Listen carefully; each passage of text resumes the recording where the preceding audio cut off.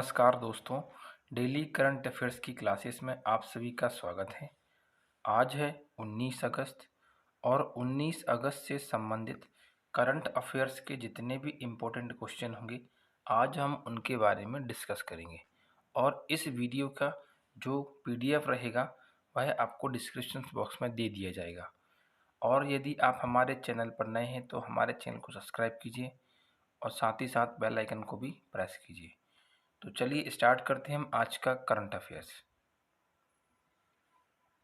आज के current affairs का सबसे पहला प्रश्न है वह क्या है कि हाल ही में सामाजिक न्याय मंत्रालय ने ई अध्ययन मंच हेतु कौन सा मंच लॉन्च किया है, या कौन सा ऐप या कौन सी जो वेबसाइट है या कौन सा पोर्टल है उसको इनके द्वारा लॉन्च किया गया है। तो सामाजिक न्याय मंत्रालय ने ई अध्ययन मंच के लिए तपस नाम का मंच को लॉन्च किया है। तो इसका सही उत्तर क्या होगा? Option number first. तो चलिए इसके बारे में हम कुछ और बिंदुओं को जान लेते हैं।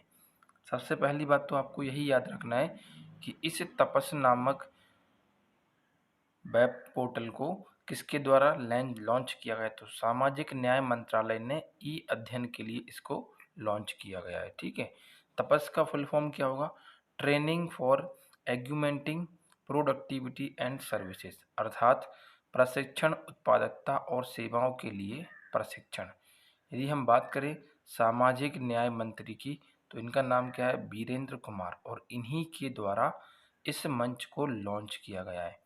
तो पेपर के लिए आपको याद रखना है कि तपस नाम का ऐप किसके द्वारा लॉन्च किया गया है। तो इसका सही उत्तर क्या होगा? सामाजिक न्याय मंत्रालय के द्वारा। मंत्री का नाम क्या है? वीरेंद्र कुमार। तो इतनी बात आपको इसमें याद रखना है। चलिए आगे बढ़ते हैं। अगला प्रश्न है आपका इसमें कि हाल ही में किस मंत्रालय द्वारा राष्ट्रीय पादप आनुवंशिकी संसाधन ब्यूरो NBPGR का उद्घाटन किया गया है? तो हमारे भारत का जो कृषि मंत्रालय है, जिसे हम बोलते हैं केंद्रीय कृषि मंत्रालय, केंद्रीय कृषि मंत्री कौन है? नरेंद्र सिंह तोमर। कौन है केंद्रीय कृषि मंत्री? तो इन्हीं के द्वारा अभी हाल ही में राष्ट्रीय पादप आनुवांशिकी संसाधन ब्यूरो को स्टार्ट किया गया है।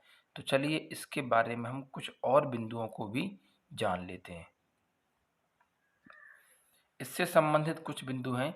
सबसे पहली बात आपको यह याद रखना है कि केंद्रीय कृषि मंत्रालय के द्वारा राष्ट्रीय पादप आनुवांशिकी संसाधन ब्यूरो, जिसका फुल फॉर्म क्या होता है? National bureau of plant genetic resources, का उद्घाटन नई दिल्ली में किया गया है। किसके द्वारा किया गया है? केंद्रीय कृषि मंत्री नरेंद्र सिंह तोमर के द्वारा इसको किया गया है। साथ ही साथ यह दुनिया का दूसरा सबसे बड़ा राष्ट्रीय जीन बैंक बन जाएगा। अर्थात इसको बनाने का मतलब क्या है, इसे क्यों बनाया जा रहा है? आप सभी जानते हैं कि वर्तमान समय में जितने भी सीड्स होते हैं, जो बीज होते हैं, वह क्या हो जाते हैं, इस प्रकार से तापमान में कभी कभी बढ़ोतरी होती है तो कभी कभी क्या हो जाती है, बहुत ज़्यादा कमी। उससे जो सीड्स होते हैं वह क्या हो जाते हैं, हमारे खराब हो जाते हैं। तो उनकी देखभाल करने के लिए या लंबे समय तक उन्हें सुरक्षित रखने के लिए इस वाले राष्ट्रीय पादप आनुवंशिकी संसाधन ब्यूरो को स्टार्ट किया गया है। इसमें 0 से 20 डिग्री के तापमान पर वर्षों तक बीजों की विरासत को सुरक्षित रखा जा सकता है। मतलब बीजों को सही तरीके से, सुव्यवस्थित तरीके से सुरक्षित रखने की प्रक्रिया के लिए इस वाले ब्यूरो को स्टार्ट किया गया है। तो पेपर के लिए 2 प्रश्न याद रखना है। पहली बात तो इसका फुल फॉर्म क्या होगा और इसे किसके द्वारा लॉन्च किया गया है। ठीक है, चलिए आगे बढ़ते हैं।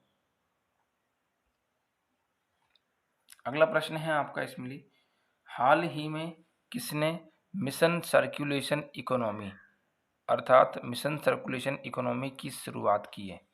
तो हम भारत के जो प्रधानमंत्री हैं नरेंद्र मोदी जी, उन्हीं के द्वारा अभी हाल ही में 15 अगस्त के दिन मिशन सर्कुलेशन इकोनॉमी की शुरुआत की गई है। अब देखिए जान लेते हैं ये है क्या। यह बेसिकली ऊर्जा से संबंधित है। यदि देखा जाए तो इसमें देखिए हाल ही में प्रधानमंत्री नरेंद्र मोदी ने एक मिशन सर्कुलेट सर्कुलर इकोनॉमी की शुरुआत की है। इस मिशन के तहत वर्ष 2024 तक भारत को ऊर्जा स्वतंत्र देश बनाने का लक्ष्य रखा गया है। मतलब ऊर्जा के क्षेत्र में जो हम अलग-अलग देशों पर थोड़े बहुत भी डिपेंडेंट हैं, तो उस डिपेंडेंसी को ख़त्म कर रहे हैं। कब तक? 2047 तक। चूँकि 2047 में भारत अपनी स्वतंत्रता दिवस की 100वीं वर्षगांठ मनाएगा। तो इसी के उपलक्ष्य में प्रधानमंत्री नरेंद्र मोदी ने ऊर्जा स्वतंत्र देश बनाने के लिए मिशन सर्कुलर इकोनॉमी की शुरुआत की है। तो इतनी बात आपको इसमें याद रखनी है। चलिए आगे बढ़ते हैं। अगला प्रश्न है आपका इसमें कि किस राज्य के मुख्यमंत्री ने जगन्नाथ विद्या कानुका योजना का शुभारंभ किया है? देखिए, जो जगन्नाथ विद्या कानुका योजना है, ये बेसिकली बच्चों की पढ़ाई लिखाई से संबंधित है और इसको स्टार्ट किया गया हाल ही में किसके द्वारा? इसका सही उत्तर आपको बताना है। इसको स्टार्ट किया गया आंध्र प्रदेश की सरकार के द्वारा। जगन्नाथ विद्या कानुका योजना को हाल ही में आंध्र प्रदेश की सरकार के द्वारा लॉन्च किया गया है। अब ये है क्या, जरा जान लेते हैं इसके बारे में अपन। देखिए, हाल ही में आंध्र प्रदेश के जो मुख्यमंत्री हैं, जिनका नाम क्या है, वाई.एस. जगन रेड्डी, जगन मोहन रेड्डी, इन्होंने जगन्नाथ विद्या कानुका योजना का शुभारंभ किया है। इस योजना के तहत राज्य के जितने भी गरीब बच्चे हैं और जो कि सरकारी स्कूल में पढ़ते हैं, गवर्नमेंट स्कूल में, तो उनको स्कूल किट वितरित की जाएगी। जैसे मध्य प्रदेश में की जाती है, बच्चों को ड्रेस दिया जाता है, कॉपी पुस्तक दी जाती हैं और साथ में साइकिल भी दी जाती है। तो ऐसे ही इस योजना के तहत आंध्र प्रदेश के जो सरकारी स्कूल के विद्यार्थी हैं, उनको स्कूल में किट को वितरित किया जाएगा। तो आपको तो पेपर में केवल इतना याद रखना है कि जगन्नाथ विद्या कानुका योजना किस राज्य से संबंधित है। तो आंसर क्या हो जाएगा? आंध्र प्रदेश। चलिए आंध्र प्रदेश के बारे में कुछ और बिंदु हम जान लेते हैं। आंध्र प्रदेश की जो राजधानियां हैं, मुख्य रूप से कितनी है? 3। ये एकमात्र ऐसा राज्य है पूरे भारत में जिसकी राजधानियां कितनी है? 3, और तीनों आपको याद रखना है। सबसे पहले आंध्र प्रदेश की विधायी राजधानी क्या हो जाएगी? अमरावती। मतलब लेजिस्लेटिव कैपिटल, तो आंसर क्या हो जाएगा? अमरावती। यदि आपसे पूछे कि इसकी न्यायिक राजधानी क्या है? कर्नूल, अर्थात जुडिशियल कैपिटल क्या है? कर्नूल। और यदि आपसे पूछे कि कार्यपालक राजधानी क्या है? एग्जीक्यूटिव, उसका कैपिटल क्या हो जाएगा? विशाखापट्टनम। तो तीनों प्रकार की राजधानियों को आपको याद रखना है, पेपर में आपसे पूछ सकता है। ठीक है। यहाँ के राज्यपाल का नाम क्या है? विश्वभूषण हरिचंदन। और यहाँ के मुख्यमंत्री अपन ऊपर ही पढ़ चुके हैं, जगन मोहन रेड्डी जी। तो इतनी बात आपको इसमें याद रखना है। चलिए आगे बढ़ते हैं। अगला प्रश्न है आपके लिए इसमें कि हाल ही में किस राज्य ने इंदिरा गांधी शहरी क्रेडिट कार्ड योजना को मंजूरी दी है, या फिर इस योजना को पहली बार स्टार्ट किया गया, इसका आरंभ हुआ है? कहाँ पर हुआ है? इसका सही उत्तर आपको बताना है। तो हाल ही में राजस्थान की सरकार के द्वारा इंदिरा गांधी शहरी क्रेडिट कार्ड योजना को मंजूरी दी गई है या इसको आरंभ किया गया है। अब इसे क्यों आरंभ किया है, चलिए जरा जान लेते हैं कुछ बिंदु हम।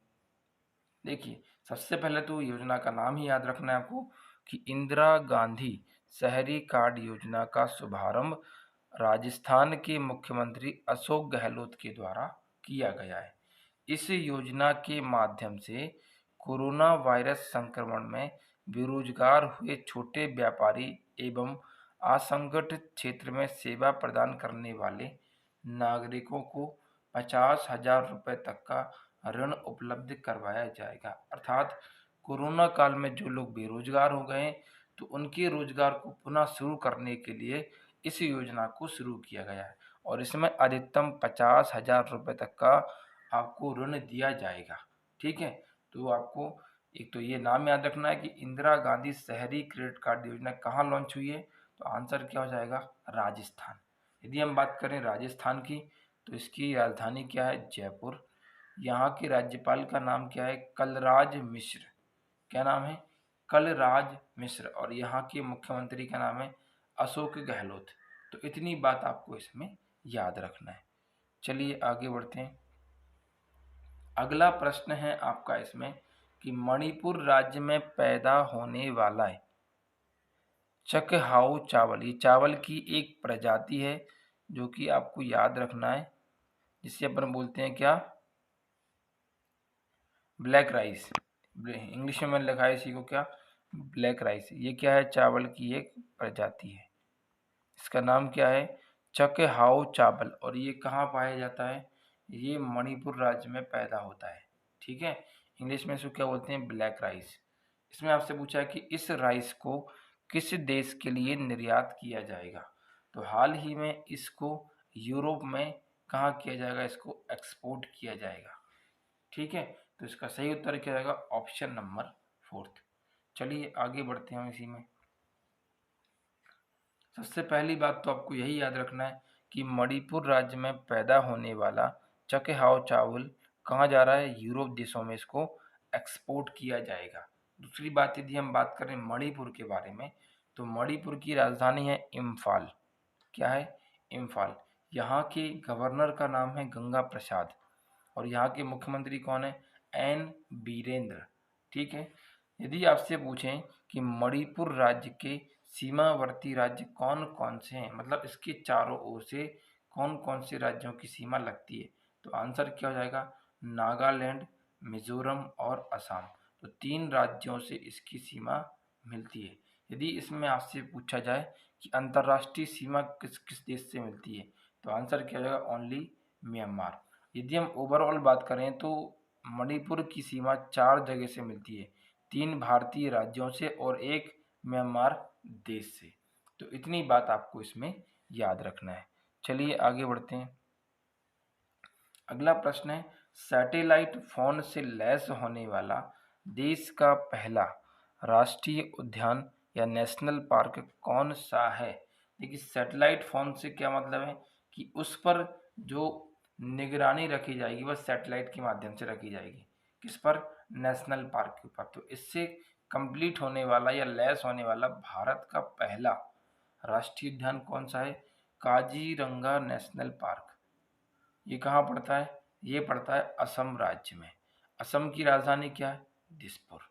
ठीक है, तो असम राज्य में स्थित काजीरंगा नेशनल पार्क को, ये नेशनल पार्क हाल ही में सैटेलाइट फोन से लैस होने वाला देश का पहला राष्ट्रीय उद्यान बन गया है।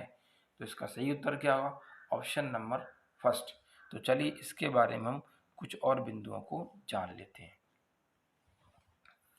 सबसे पहली बात तो आपको यही याद रखना है कि सैटेलाइट फोन से लैस होने वाला देश का पहला राष्ट्रीय उद्यान काजीरंगा राष्ट्रीय उद्यान है।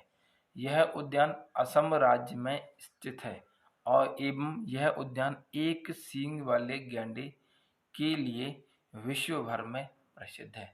ये प्रश्न कई बार पेपर में पूछा हुआ है कि भारत का ऐसा कौन सा राष्ट्रीय उद्यान है जिसमें एक सींग वाला जो गैंडा होता है वह पाया जाता है या उसके लिए वह फेमस है। तो आंसर क्या जाएगा, काजीरंगा। कहाँ पड़ता है, असम राज्य में। यदि हम बात करें काजीरंगा राष्ट्रीय उद्यान की, तो इसे 1985 में 1985 में यूनेस्को की विश्व धरोहर सूची में भी सम्मिलित किया गया था। तो इतनी बातें आपको इससे संबंधित याद रखना है। चलिए आगे बढ़ते हैं अपन। अगला प्रश्न है आपका इसमें कि हाल ही में किस राज्य में आदिपुरम त्योहार को मनाया जाता है। देखिए, इस त्योहार को सामान्यतः तमिलनाडु राज्य में मनाया जाता है। तो आदिपुरम त्योहार रिसेंटली अभी कुछ दिनों पहले ही कहाँ मनाया गया है, तमिलनाडु राज्य में। तो चलिए आगे बढ़ते हैं, हम इसी में कुछ बातें और जान लेते हैं। यदि हम बात करें तमिलनाडु राज्य की, तो पहले तो ये त्योहार आदि याद रख लेना कि आदिपुरम त्योहार तमिलनाडु राज्य में मनाया जाता है। तमिलनाडु, इसकी राजधानी क्या है, चेन्नई। यहाँ के राज्यपाल का नाम क्या है, बनवारी लाल पुरोहित। और यहाँ के मुख्यमंत्री जी का नाम क्या है, M.K. स्टालिन। यदि बात करें इसके सीमावर्ती राज्य, तो इसकी सीमा केवल 3 राज्यों से मिलती है, आंध्र प्रदेश, केरल एवं कर्नाटका। तो इतनी बात आपको इसमें याद रखना है। चलिए आगे बढ़ते हैं। आगे आपसे इसमें पूछा गया है कल की वीडियो के प्रश्न का उत्तर। मैंने आपको क्वेश्चन दिया था कि EFIR सेवा शुरू करने वाला भारत का पहला राज्य कौन सा है। तो EFIR सेवा को शुरू करने वाला भारत का पहला राज्य कौन सा हो गया है? मध्य प्रदेश। तो मध्य प्रदेश के जो पुलिस थाने हैं उनमें आने वाले समय में इलेक्ट्रॉनिक FIR सेवा को स्टार्ट किया जाएगा। ठीक है, तो ये इसका सही उत्तर क्या होगा? Option number 4। तो चलिए अब आज हम जान लेते हैं आपके लिए आज का प्रश्न क्या है। आपके लिए आज का प्रश्न है कि हाल ही में किस राज्य में मवेशी संरक्षण विधेयक 2021 को पारित किया गया है। इम्पोर्टेंट क्वेश्चन है क्योंकि ये नया बना है। जितने भी मवेशी होते हैं जो सड़क पर घूमते रहते हैं उनकी सुरक्षा के लिए, उनके पालन पोषण के लिए इस विधेयक को पारित किया गया है। तो 4 ऑप्शन आपको दिए गए हैं, 4 में से आपको सही उत्तर आपको कमेंट करना है। ठीक है, तो बच्चों आज के लिए इतना ही। मिलते हैं हम करंट अफेयर्स की एक नई वीडियो में। तब तक के लिए नमस्कार। और यदि आप हमारे चैनल पर नए हैं तो प्लीज़ हमारे चैनल को सब्सक्राइब कीजिए और इस वीडियो को जल्दी प्राप्त करने के लिए बेल आइकन को भी प्रेस कीजिए। और साथ ही साथ इस पूरी कंप्लीट वीडियो का जो भी PDF बनेगा उसको मैं डिस्क्रिप्शन बॉक्स में लिंक के फॉर्मेट में आपको दे दूंगा। ठीक है, चलिए मिलते हैं हम एक नए करंट अफेयर्स की वीडियो में। तब तक के लिए नमस्कार, धन्यवाद।